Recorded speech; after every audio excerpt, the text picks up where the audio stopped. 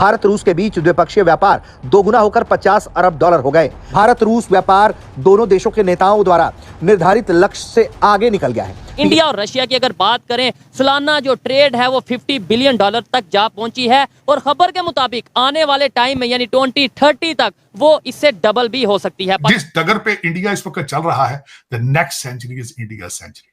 I am telling you. हमारे पास देने को क्या है? कुछ नहीं। तो हम एक्सपोर्ट क्या करेंगे? कुछ नहीं। तो कौन सा कंट्री है जो एक्सपोर्ट में सबसे ज्यादा इस टाइम जा रहा है? इंडिया।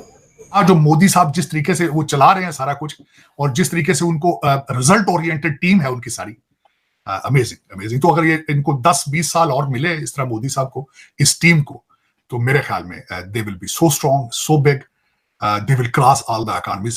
5वें पे आ चुके हैं मोदी साहब, तीसरे की बात कर रहे हैं, तीसरे नंबर पे दुनिया में। बहुत बड़ी अचीवमेंट, बहुत बड़ी अचीवमेंट। हम भी ट्रेड करते हैं चाइना से, लेकिन हमारा जो इंपोर्ट और एक्सपोर्ट है वो बैलेंस क्यों नहीं है? हमारे रिलेशन दुनिया के कंट्रीज के साथ उस तरीके से क्यों नहीं है जैसे नेबर कंट्री इंडिया के रशिया के साथ, बल्कि तमाम कंट्रीज के साथ हैं। 50 बिलियन डॉलर्स की ट्रेड की है रशिया के साथ 2023 इन 6 मंथ, अंडर 6 मंथ के अंदर उस कंट्री ने रशिया के साथ 50 बिलियन डॉलर्स की ट्रेड किया। क्या समझते हैं कि एक कंट्री जो इतनी ज्यादा ट्रेड करी, एक्सपोर्ट करी है चीजों को, उसकी ग्रोथ क्या होगी, उसकी इकोनॉमी क्या होगी? देखिए, उसकी ग्रोथ और उसकी इकोनॉमी तो बहुत ज्यादा हाई होगी। कई लोग कह रहे हैं कि जो पाकिस्तान की जो तरक्की उसकी भी तरक्की तभी हो सकती है अगर हम इंडिया के साथ ओपन अप करें, क्योंकि इस खित्ते में अगर एक बड़ी इकोनॉमी ग्रो कर रही है तो आपको उसके साथ अटैच हो जाना है। तार साहब, वैसे तो चाइना भी बड़ी इकोनॉमी है, हम वहां से भी कुछ नहीं कर सके, तो कई लोग कहते हैं कि हम इंडिया के साथ भी अटैच हो गए तो हम कुछ नहीं कर पाएंगे। खबर के मुताबिक ये है कि 50 बिलियन डॉलर की ट्रेड कर रहे हैं रशिया और इंडिया, और ये टारगेट उन्होंने 2030 का सेट किया था, जो कि उन्होंने 2023 में ही अचीव कर लिया है। क्या कहेंगे जिस तरीके से उनके रिलेशन है खासतौर पे इंडिया के, क्योंकि रशिया पे सैंक्शंस थी अभी यूक्रेन वार को लेकर, लेकिन फिर भी इंडिया ने बिजनेस किया, ट्रेड की। क्या कहेंगे इसके? उसकी वजह यह है कि इंडिया का वर्ल्ड इकोनॉमी में बहुत बड़ा हिस्सा है। इंडिया दुनिया की 5वीं बड़ी इकोनॉमी है, इसलिए इंडिया के साथ दुनिया और तरीके से ट्रीट करती है। पाकिस्तान का पूरी दुनिया में जो इनपुट है वो 65 बिलियन डॉलर, उसी में हमारी इंपोर्ट एक्सपोर्ट दोनों शामिल है। यानी सारी दुनिया से जो पाकिस्तान का बिजनेस है वो सिर्फ 65 बिलियन डॉलर का है। एक कंट्री के साथ 50 बिलियन, खाली इंडिया और चाइना की तजारत 100 बिलियन डॉलर की है, जबकि इंडिया और चाइना की एक्टिव जंग भी हुई है। चीमा साहब, आपने ग्रो किया है, आपने 26 बिलियन डॉलर उनका पिज़्ज़े बना लिए, वो आपने थोड़ा ग्रो किया। देखे ना, ग्रोथ के चांसेस, अगर आप ये कहना कि आपको ग्रोथ के चांसेस नहीं मिलते, अपॉर्चुनिटीज मिलती हैं, लेकिन 2-4 लोगों को मिलती हैं सिर्फ। अंदाजा लगाना, पापा जान के पिज़्ज़े जो अमेरिका में इस वक्त है, हमारे बाजवा साहब की, खुदा दा खौफ करो। आप इंडिया से भी एंगेज होंगे तो इस तरह अगर एंगेज होना है तो फिर आप प्लीज ना ही एंगेज हो तो अच्छा है। चीमा साहब, आप हर चीज से बच जाएंगे, करप्शन से नहीं बचेंगे। मैं बार बार कहता हूं, ये कैंसर है, कैंसर है। और अब इसकी हालत ये हो चुकी कि आपके बोन मैरो में जा चुका है, ये बोन मैरो में जा चुका है। आप देखें, डॉलर थोड़ा आ रहा है, ये कभी उधर से इतने बिलियन लाते हैं, कभी उधर। मैं हमेशा क्या कहता हूं कि बाहर से डॉलर लाना कोई बहादुरी नहीं है। आप 76 साल से ला रहे हैं, लेकिन पाकिस्तान पहुंचते ही नहीं है वो डॉलर।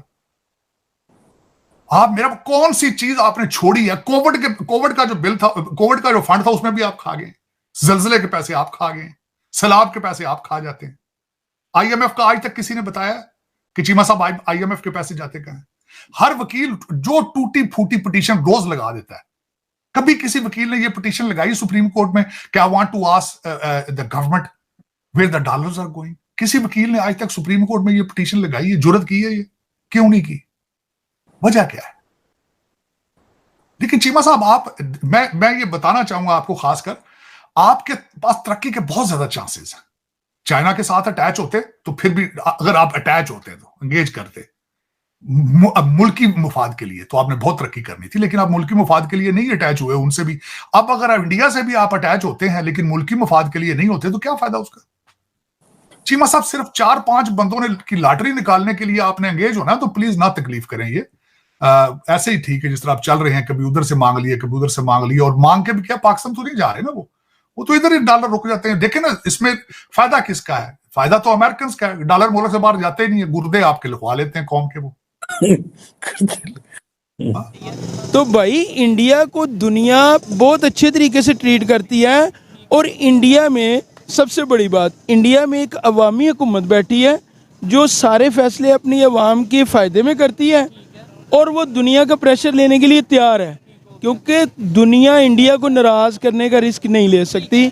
इसलिए पाकिस्तान में तो ये बताया जाता है यहाँ पे भी डेमोक्रेसी है, यहाँ पे भी अवाम की मर्जी से ही नुमाइंदे आते हैं। और दूसरे नंबर पे ये बड़ी हैरान कुन बात की है, मतलब नो डाउट मुझे पता है कि इंडिया और चाइना की ट्रेड होती है, इंपोर्ट एक्सपोर्ट होती है, लेकिन इतने बड़े लेवल पे, यानी रशिया से ज्यादा वो चाइना के साथ, जी रशिया से ज़्यादा कर रहे हैं। और इससे हम ये सबक भी सीख सकते हैं कि अगर हमारे किसी मुल्क से कोई मसला भी है, उसको तिजारत से अलग रखा जा सकता है। इंडिया और पाकिस्तान भी अपने मसाइल बैक चैनल पे चला सकते हैं, लेकिन तिजारत को उससे अलग रखा जा सकता है, और इंडिया और चाइना ने आपको करके दिखा दिया। यार इंडिया ने तो हर कंट्री के साथ, यूएई के साथ, सऊदीया के साथ, वो कश्मीर में इन्वेस्टमेंट कर रहे हैं, कतर के साथ वो इन्वेस्टमेंट कर रहे हैं, ट्रेड कर रहे हैं, अमेरिका के साथ, यानी जो कंट्रीज हमारे यहाँ पे कंसेप्ट ये, लाइक अगर अमेरिका से हमने बिजनेस करना है तो हमें चाइना को नाराज करना पड़ेगा, चाइना से बिजनेस करना है तो यूएस को नाराज, मतलब एक ये कंसेप्ट है।